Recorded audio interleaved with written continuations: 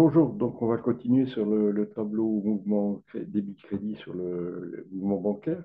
Cette fois-ci, les graphiques possibles.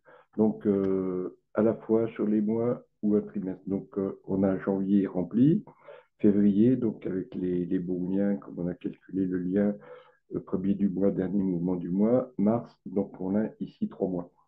Donc, dans l'idée de tester des graphiques, bon, je crée une feuille une quatrième feuille. Donc, je mets ici, je la tire à la fin, puis double-clic, je l'appelle graphique. Donc là, on va dégausser deux graphiques mensuels pour voir sur les janvier-février, par exemple. Donc là, ma feuille graphique est en dernier, janvier.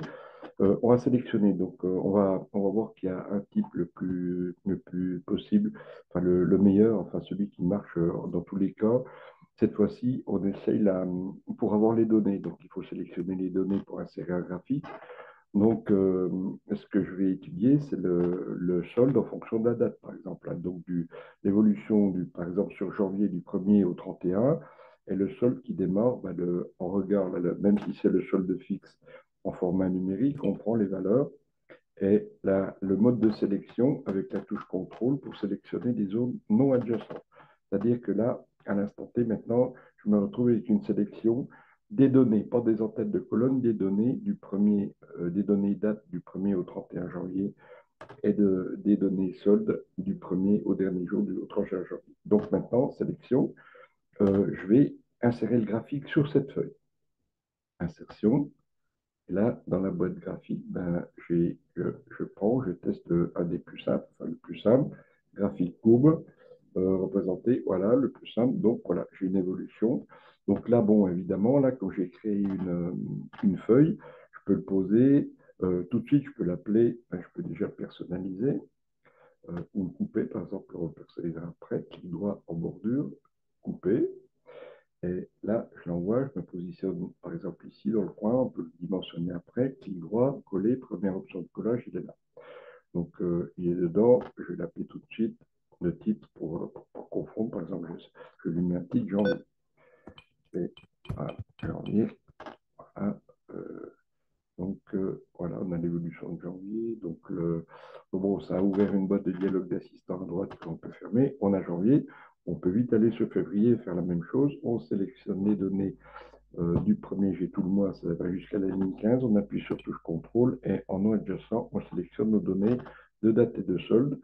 On insère de la même façon sur la feuille février, insertion graphique, courbe le plus simple, il est ici. Donc celui-ci, clic droit. Bon, on a un contextuel enrichissement, une barre d'outils qui s'affiche relatif au tableau, qu'on n'a même pas besoin tout de suite d'utiliser. Donc il est sur la feuille février, on le coupe, on revient sur la feuille graphe, on se place à côté ici, ou ici, pour, bon, après les outils d'alignement, on le colle en simple, voilà, et puis là, de la même façon, pour ne pas se tromper, pardon, là j'ai fait l'action, j'ai déplacé le titre, je me mets dans le graphique, euh, dans le titre, et je le nomme février de la même façon, minuscule, voilà, d'accord, pardon, voilà, on peut fermer à droite l'assistant. Voilà. Donc après, bon, évidemment, on peut aligner, mettre les mêmes formes et des propriétés graphiques qui nous permettraient de mettre une forme, d'allonger, de dimensionner, etc. De mettre, là, on voit que ça, voilà, il y a plusieurs solutions pour, voilà. Donc on peut très bien mettre sur une feuille janvier, février, par exemple, donc plus. Donc ça, c'est les graphiques, ok. Donc on garde ça. Par contre, trimestre, on va voir trimestre. On a créé une feuille de la fin. La feuille graphique existe. Double-clic. On va faire premier trimestre en graphique. On pourrait mettre graphique premier trimestre. Là, on met premier trimestre. On va savoir de quoi on parle. Premier trimestre, la entrée, la feuille type. Et là, on va prendre nos données que l'on va mettre sur la feuille. Alors, on va tout simplement, euh, enfin, mettre côte à côte, à côté, concaténer les données. Voilà, donc, on va repartir de janvier pour savoir, enfin, de toute façon, il nous faut tout. On prend janvier, on est sur janvier, clic droit, donc on envoie dans copier, on revient, on va mettre nos données dans le premier trimestre en partant en haut à gauche. Donc ici, première option de collage.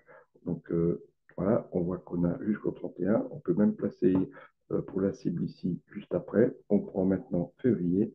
C'est sélectionné, clic droit, pardon, attention à la sélection. Alors si ça désélectionne, par un clic à côté, on resélectionne. Voilà, on prend les données sans se tromper de date, pas louper le premier ni l'autre.